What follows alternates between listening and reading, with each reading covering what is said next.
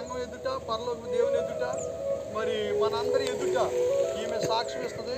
నేను అడిగిపిస్తాను, యేసు ప్రభువు నీ సొంత రక్షణగా అంగీకరించడానికి ఇష్టపడుతున్నావా చిట్టి మరియా? యేసు ప్రభు నీ రక్షణ అంగీకరించాలంటే నువ్వు పశ్చాత్తాపడి మారు మనసు పొందాలి. మారు మనసు పొందావా? మారు మనసు పొందిన నీవు యేసు ప్రభువు ఒక మాట అన్నాడు, నేను దేవుని కుమారుడని నమ్ముతున్నావా అని అడుగుతాను. యేసు ప్రభు దేవుని కుమారుడని నమ్ముతున్నావా? ఆయన నీ కొరకు పుట్టి, నీ కొరకు శ్రమలు పొంది, సిలువ వేయబడి, చనిపోయి సమాధి చేయబడి, తిరిగి 3వ రోజున లేచాడు, నీ కోసం నమ్ముతున్నావా? ఆయన దేవుడు అని నువ్వు అంగీకరిస్తున్నావా?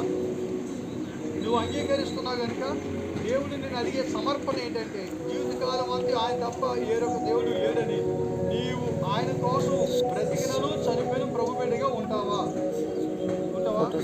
యేసు ప్రభు మనకిచ్చిన శిష్యులకి అధికారాన్ని దేవుడు నీకు ఇవ్వడానికి ఇష్టపడతాడు.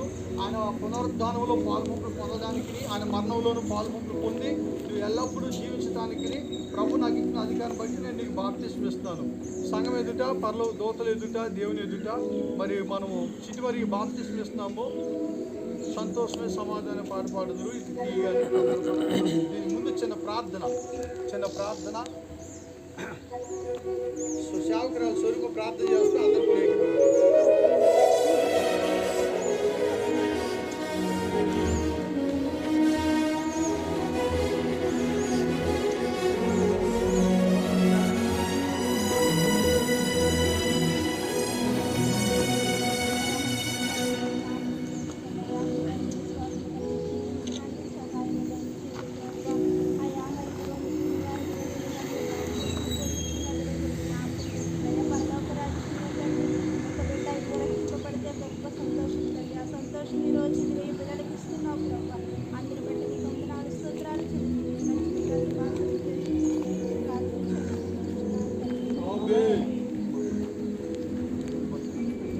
అందరూ అధికారం బట్టి తండ్రి యొక్కయు కుమారుని యొక్కయు పరిశుద్ధాత్మ యొక్క నామమున ఈమెకు బాప్తిస్మం ఇస్తున్నాను.